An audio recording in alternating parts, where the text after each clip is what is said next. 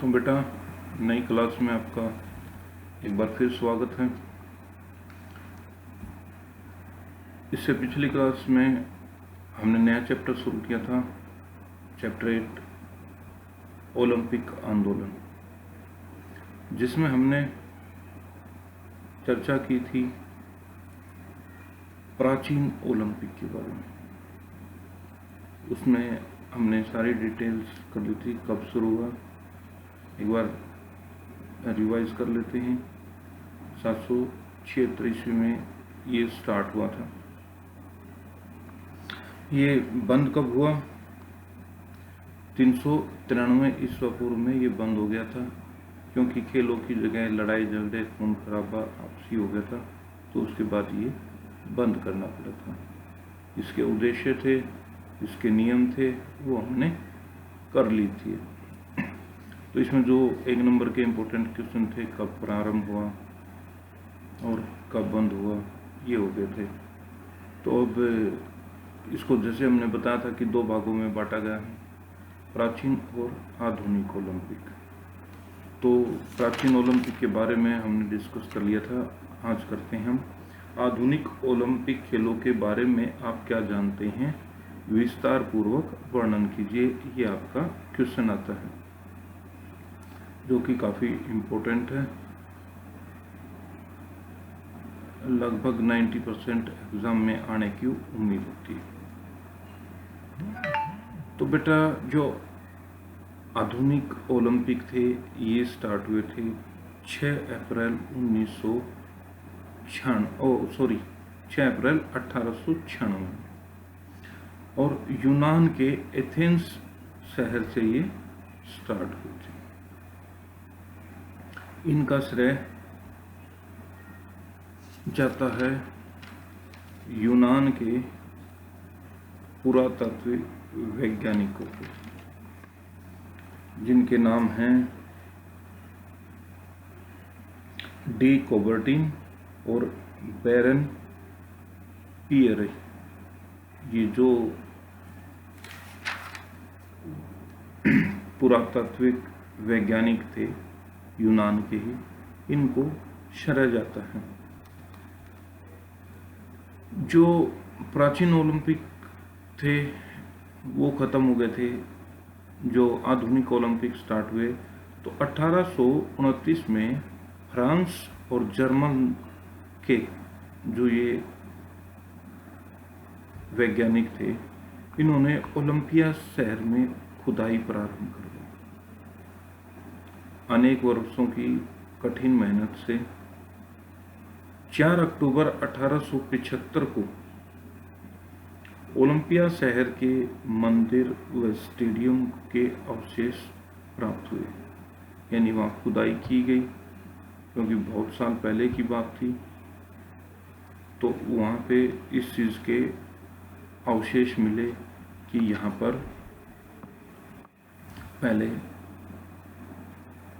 Olympic खेलों का आयोजन किया जाता था, यानी खेलों का आयोजन किया जाता था। और आधुनिक खेलों के पुनः निर्माण का उन्होंने मार्ग निकाल लिया, ये अवशेष खोजने के बाद। उसके बाद 18 जून 1894 में पेरिस में एक सम्मेलन का आयोजित किया गया, जिसमें 11 देशों के प्रतिनिधि इसमें सम्मिलित हुए। इस सम्मेलन की स्वीकृति सर्वप्रथम ओलंपिक खेलों के लिए एक तारीख सुनिश्चित की गई। एक तारीख सुनिश्चित की गई और एक समिति का भी आयोजन किया गया। IOC यानी अंतर्राष्ट्रीय ओलंपिक समिति या कमेटी। IOC का मतलब अंतर्राष्ट्रीय ओलंपिक समिति। और लास्ट में इनकी मेहनत रंग लाई। और ये सबसे इम्पोर्टेंट डेट है, जो ये डेटें हैं ये ज़्यादा इम्पोर्टेंट नहीं है। जो ज़्यादा इम्पोर्टेंट डेट है वो है 6 अप्रैल 1896 को यूनान के एथेंस शहर में इन गेमों का आयोजन किया गया। तो हमारे यहाँ 2 इम्पोर्टेंट क्वेश्चन बनते हैं कि आधुनिक ओलंपिक कब हुए, तो 6 अप्रैल 1896 में। कहाँ पे हुए? यूनान के एथेंस से। इस खेल के संबंध में जैसे ऊपर बताया था कि मैंने पुरातत्व के वैज्ञानिक लगा लीजिए या दार्शनिक भी हैं, पोवर्टीन ने अपनी एक बहुत अच्छी कोटेशन दी। उसने बताया कि ओलंपिक में सबसे आवश्यक बात जीत प्राप्त करना नहीं है। यानी ये नहीं है कि केवल मुझे जीत ही प्राप्त करनी है, केवल जीतना ही है, बल्कि भाग लेना, उसका एक हिस्सा बनना। जीवन में सबसे महत्वपूर्ण जीत प्राप्त करना नहीं बल्कि संघर्ष करना है। यानी खेलों में भाग लेकर मेहनत करनी है। आवश्यक यह है नहीं कि जीत ही मिले, बल्कि आप अच्छी तरह खेलें। यानी उसका मतलब ये नहीं, उसका कहने का तात्पर्य ये है कि केवल जीत के लिए नहीं, केवल अच्छे खेल के लिए ही इन चीज़ों का आयोजन किया गया। इसके बाद बेटा आता है उद्देश्य। अगर ये प्रारंभ किए हैं तो इसका उद्देश्य क्या है? तो वो भी है खिलाड़ियों के सामाजिक और नैतिक गुणों का विकास करना, खिलाड़ियों में विश्व शांति और सद्भावना और मित्रता की भावना को बढ़ाना।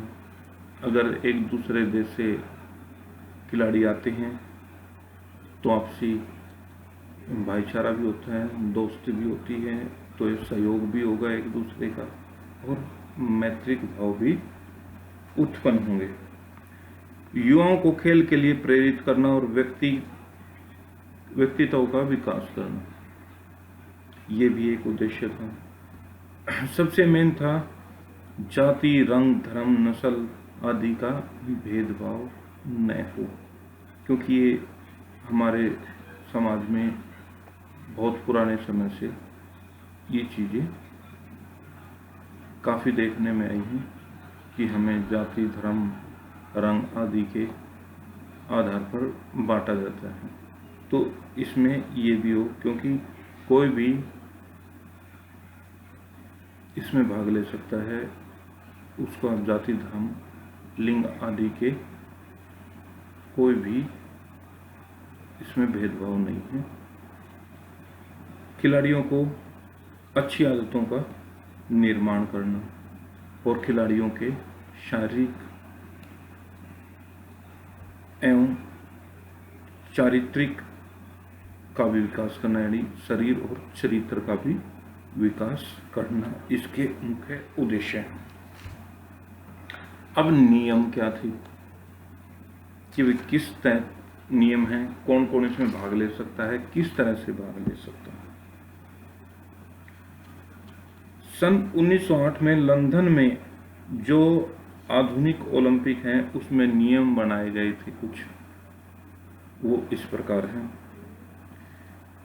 वह हर देश जो ओलंपिक संघ का सदस्य है, जैसे कि हमने बताया था कि 11 पहले देशों की एक समिति बनाई गई, उनका एक संघ बनाया गया, उसके साथ साथ फिर देश जुड़ते गए। जैसे हमारे देश में भी ओलंपिक संघ है, वो भी इन अंतर्राष्ट्रीय ओलंपिक संघ से जुड़ा हुआ है। तो जो हर देश ओलंपिक संघ से जुड़ा हुआ है वो अपने देशवासियों को इस खेल में भाग लेने के लिए भेज सकता है। वह खिलाड़ी देश का प्रतिनिधित्व कर सकता है। खिलाड़ी किसी प्रकार का कोई नशा नहीं कर सकता या नशे करता हुआ नहीं पाया जा सकता। आपको पता है कि खेल से पहले उनके हर प्रकार के टेस्ट होते हैं जिनमें नशा ना पाया जाए। खिलाड़ी खेलों में भाग लेते समय उनकी आयु, लिंग, धर्म, जाति का किसी का भी हो सकता है। इस प्रकार का कोई भेदभाव इसमें नहीं किया जाता। तो ये भी है कि किसी भी जाति धर्म का इसमें भाग ले सकता है। इस प्रकार की कोई भी अड़चन इसमें नहीं है। तो बेटा आज हमने ओलंपिक खेलों के कैसे प्रारंभ हुए, किस किस ने इसमें सहयोग किया, कैसे कैसे दोबारा से इसकी कमेटी समिति बनी, इसके उद्देश्य क्या थे, इसमें नियम क्या थे। इसके बाद इसमें नेक्स्ट वीडियो में हम चर्चा करेंगे उसके ओलंपिक मोटो, ओलंपिक ध्वज, ओलंपिक मशाल, ओलंपिक पदक, ओलंपिक उद्घाटन और समापन समारोह के बारे में। आशा करता हूँ कि ये जितना आज हमने किया है आपको समझ आ गया होगा। फिर भी अगर किसी को प्रॉब्लम है तो मेरे से डिस्कस कर सकता है। तो बेटा इसको रिवाइज करें और अपनी नोटबुक में शेयर करें। घर पे रहें, स्वस्थ रहें, पढ़ाई करें। इसी के साथ आज के दिन बस इतना ही। धन्यवाद।